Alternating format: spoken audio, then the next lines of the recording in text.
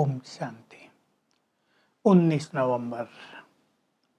आज बाबा इस सारे संसार को देखकर कह रहे हैं, सारी दुनिया जैसे कि रोगियों की हॉस्पिटल बन गई है।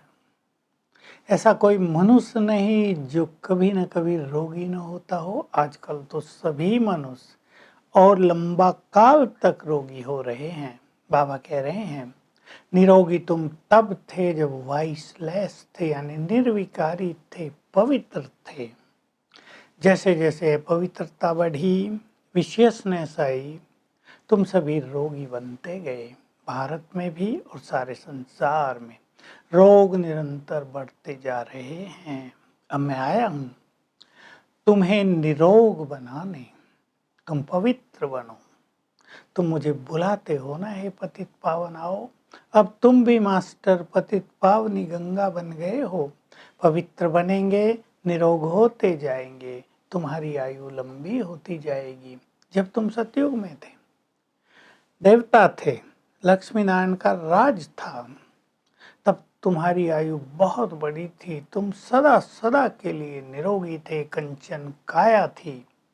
पाप ही आकर तुम्हें सुख शांति और संपत्ति का वर्षा दे रहे हैं, पढ़ाने आ गए हैं। तो हमें पवित्र बनना है। बाबा कह रहे हैं, इसके लिए तुम्हारी ये यात्रा है। आत्मा यात्रा कर रही है अपने घर की ओर, फिर यात्रा करेगी सतयुग की ओर, स्वर्ग की ओर। तुम्हें आत्माभिमानी बनना है, इसमें ही बस मेहनत है। मैं तो सदा आत्माभिमानी हूँ, और जिसके तन में प्रवेश किया है ब्रह्मा, इसको भी मैं बार बार कहता हूँ आत्माभिमानी बनो। और ये भी आत्माभिमानी बनने की बहुत मेहनत करते हैं, इसमें ही मेहनत है। तुम आत्माभिमानी बन जाओगे तो निरोग भी हो जाओगे, और तब तुम्हारा योग भी बहुत अच्छा लगेगा। तुम्हारे अंदर धारणाएं भी बहुत अच्छी होंगी। ध्यान देंगे, जब तक हम यह अभ्यास नहीं करेंगे मैं आत्मा हूँ, करते करते आत्माभिमानी नहीं बनेंगे, योग भी नहीं लगेगा, धारणाएं भी नहीं होंगी। तो आत्माभिमानी बनने की बहुत ही अच्छी तुम्हें मेहनत करनी है। विदेश से भी लोग भारत में आते हैं राजयोग सीखने के लिए। उनकी भावना है कि भगवान ने कभी भारत वालों को राजयोग सिखाया था, उससे भारत हेवन बना था, तो उनको बहुत रुचि होती है। बाबा उदाहरण दे रहे, तुम्हें भी एकांत में जाकर इस पढ़ाई पर चिंतन करना चाहिए, याद की यात्रा का अभ्यास करना चाहिए। देखो, ये क्रिश्चियन लोग हैं, शांत एकांत में जाकर क्राइस्ट को याद करते हैं, सोचते सोचते रहते हैं हम क्राइस्ट के पास चले जाएंगे। क्राइस्ट हेवन में चला गया है, लेकिन क्राइस्ट हेवन में नहीं गया, उसने तो यहाँ पुनर्जन्म लिया है। भगवान को भी हेवनली गॉड फादर मानते हैं और सोचते हैं हेवन में रहते हैं भगवान। पर बाबा कह रहे, मैं हेवन में नहीं रहता हूँ, मैं हेवन की स्थापना करता हूँ, मैं मुक्तिधाम में रहता हूँ। लोगों ने मुक्तिधाम को ही हेवन मान लिया है, लेकिन दोनों अलग अलग चीज हैं। तो क्राइस्ट यही पुनर्जन्म ले रहा है, क्योंकि जिसको स्थापना करनी होती है वही पालना भी करते हैं अपने धर्म की, यही सिद्धांत है। तो उसने स्थापना की तो पालना करने के लिए पुनर्जन्म लेते हैं। फांसी पर चढ़ाया तो आत्मा थोड़ा ही चढ़ी, शरीर चढ़ा। इसलिए बाबा कहते हैं तुम आत्माभिमानी बनो और याद में रहने की बहुत अच्छी मेहनत करो। जब किसी को फांसी पर चढ़ाते हैं तो वो भी समझते हैं हम भगवान के पास जाते हैं, और चढ़ाने वाले भी उसे याद कराते हैं, भगवान को याद करो तुम उनके पास चले जाओगे। लेकिन ऐसे कोई उनके पास जाता नहीं है।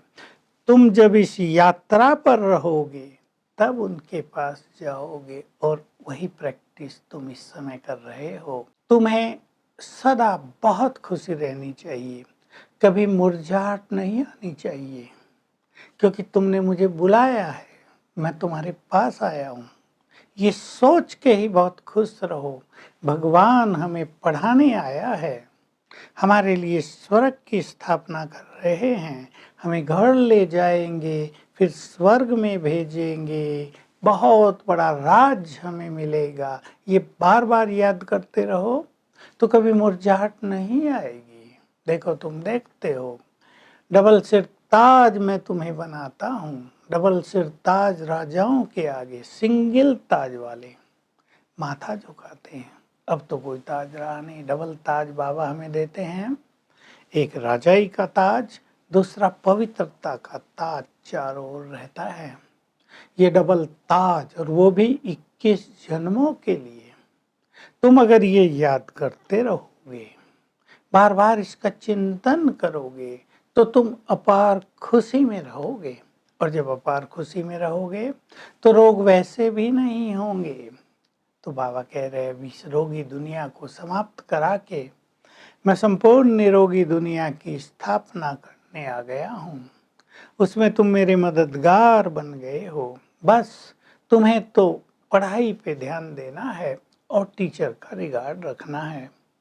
लौकिक में भी स्टूडेंट्स अपने टीचर का, अपने मास्टर का बहुत रिगार्ड रखते हैं।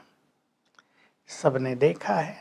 अब मैं तुम्हारा सुप्रीम टीचर, तुम्हें ऐसी वंडरफुल पढ़ाई पढ़ा रहा हूँ जिससे तुम 21 जन्मों के लिए राजाई प्राप्त कर लेते हो, वो भी स्वर्ग की डबल ताजधारी बन जाते हो। तो तुम्हें भी ऐसे सुप्रीम टीचर का बहुत रिगार्ड रखना चाहिए। अब हम सब देख लें, हम उनके महावाक्यों पर ध्यान देते हैं। लौकिक में भी टीचर कहेंगे बच्चों को, स्टूडेंट्स को, ऐसे ऐसे मेहनत करो, इसी सब्जेक्ट की मेहनत करो तो तुम फुल पास हो जाओगे। तो रिगार्ड रहता है बच्चों को, बात मानते हैं, आज्ञाकारी बनते हैं। जो आज्ञाकारी बनते हैं वो ऊंचा पद पा लेते हैं। तुम्हें भी मैं बहुत श्रीमत देता हूँ, सारा ज्ञान दे रहा हूँ, तो तुम्हें कहता हूँ एक एक महावाक्य का रिगार्ड रखो। और रिगार्ड रखने का अर्थ है उसे अपने जीवन में धारण करते चलो। तो सोचें कितनी बड़ी बात है, भगवान टीचर बनकर आया है हमें पढ़ाने के लिए। वो परम सद्गुरु भी है, हमें मुक्ति, जीवन मुक्ति का, गति सद्गति का मार्ग दिखा रहे हैं निरोगी बनाने के लिए। तो हमें उनका बहुत बहुत रिगार्ड रखना चाहिए। वरदान है आज का, सेंस और एसेंस की स्मृति से दोनों का बैलेंस रखने वाले ही विश्व परिवर्तक बनते हैं। सेंस ज्ञान, ज्ञान की बहुत सारी पॉइंट्स हम धारण कर चुके हैं। और ज्ञान का एसेंस है सर्व शक्तियों से संपन्न पावरफुल स्थिति। दोनों को यदि धारण कर लेते हो तो तुम्हारे वाइब्रेशंस बहुत पावरफुल हो जाते हैं। उससे ये अपनापन, तेरा मेरापन सब स्वाहा हो जाता है और तुम विश्व परिवर्तन का महान कार्य कर पाते हो। स्लोगन है, प्राप्तियों को याद करो। जो भगवान से हमें प्राप्तियां हुई हैं तो दुख और मुरझाहट की सारी बातें समाप्त हो जाएंगी। तो आज हम इस नशे में रहेंगे, मैं निर्विकारी हूँ, देह से न्यारी आत्मा हूँ।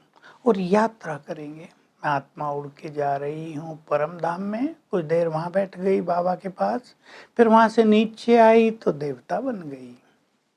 फिर मैं आत्मा यात्रा पर चली परम धाम की, वहाँ बैठी, फिर वहाँ से नीचे उतरी तो देवता बन गई। Om Shanti. To watch Peace of Mind channel videos on YouTube, subscribe us on youtube.com/tvpeaceofmind. Just a click for a peaceful life.